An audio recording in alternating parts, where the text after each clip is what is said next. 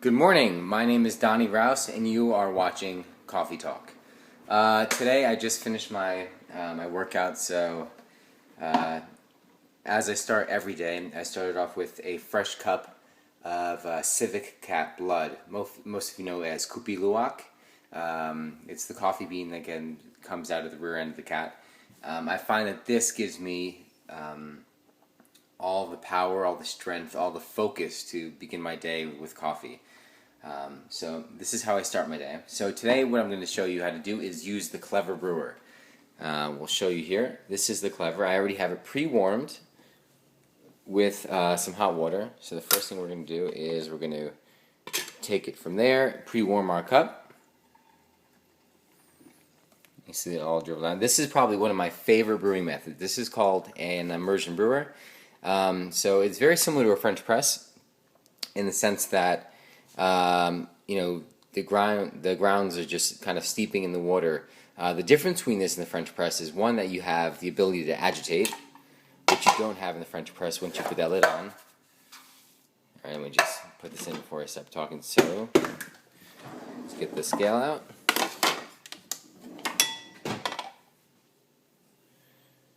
We're at 0. Okay, first thing I do is I put about 100 grams in.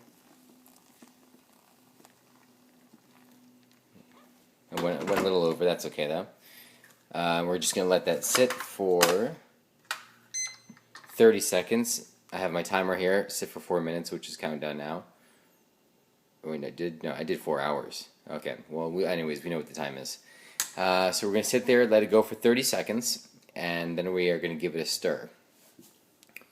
So I was saying it's very similar to a French press in the sense that it's an immersion, but you have the medium there. So the medium actually will give the coffee a lot more clarity. This has been my favorite brewing method for a while. So we're 30 seconds in. Now we're going to add the rest of the water. We're going to go to 415 grams.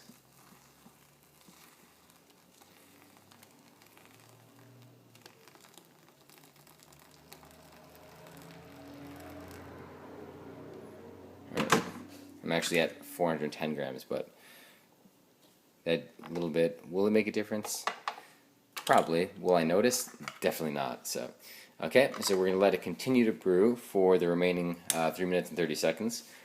So this creates a brew similar to a French press, but a lot cleaner. I think I was introduced to this once, I think it was like 3 years ago, and then I'd completely forgotten about it, and picked one up just to start doing single serve coffees at my at the farmers markets, and since then I think I've used it nearly every single day, and I have almost every single coffee gadget you could possibly think of. For instance, what I'm brewing today, I'm brewing in my Ethiopian dikembe. That coffee there typically has like blueberry, like a little dark chocolate, so I take it to a second crack, so it is a little bit of a fuller bodied coffee. When I do this in a French press, I find that I get a little bit more acidity in it, but it mutes out all the blueberry notes.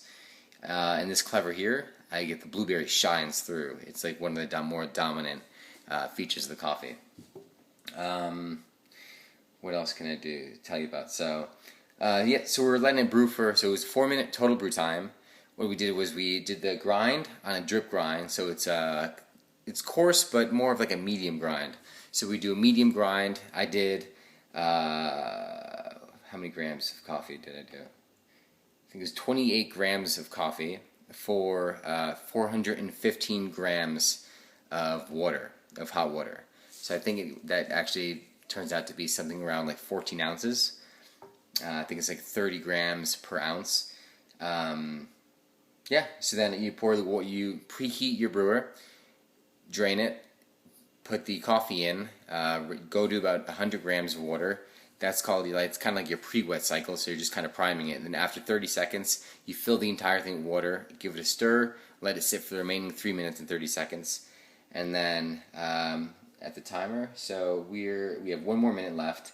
We're going to take the cover off, we're going to give it 1 more stir, and then we're going to put it on top of our cup. And then that'll release there's a little mechanism underneath the Clever Brewer that allow it to brew right into the cup. That's probably it's the reason why it's not spilling all over the place right now. So Yeah, so that is it. We just have to sit and wait. This is one of my favorite cups. This is actually a cup I picked up a few years ago. It's from Potter in Vermont. I mean, I love the color blue, and I just love a really well-made mug. I like this one because I could wrap my fingers in it and just kind of fits in your hand like that. You know how it's a little concave in the center. I mean, my cups here, I think I went over in one of the last videos. I have a different cup for every different mood. I mean, that's not even all of them. I have some in the attic, and I have some in the dishwasher right now. Just because the cup, yeah, pretty much will depict what kind of day I have. So, 4 minutes, we're up. Now what we're going to do is we're going to give it one more little stir. Like that. And they say put the lid on, but I like to keep it off because I like to watch. So what you're going to see is that you're going to have a pretty even bed of coffee. So what you don't want to see is coffee built up all around the sides of the filter. You want to see just kind of a flat bed on the bottom. And that's exactly what we're going to get here. Let's see.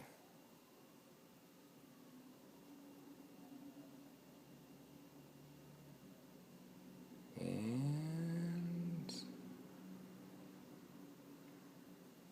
there you go. See? Perfecto. And of course, it's always the moment of truth.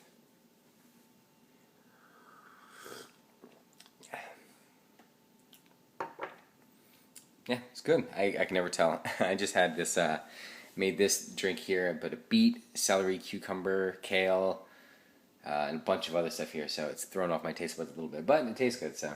Oh, that is it. Thank you for watching Raus Coffee Talk.